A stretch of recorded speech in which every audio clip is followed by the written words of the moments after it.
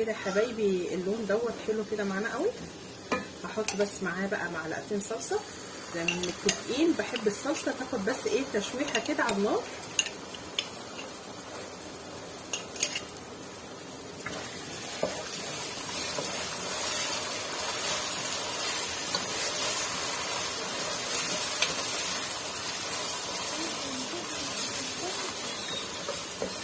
وبعد كده هحط بقى ايه الطماطم.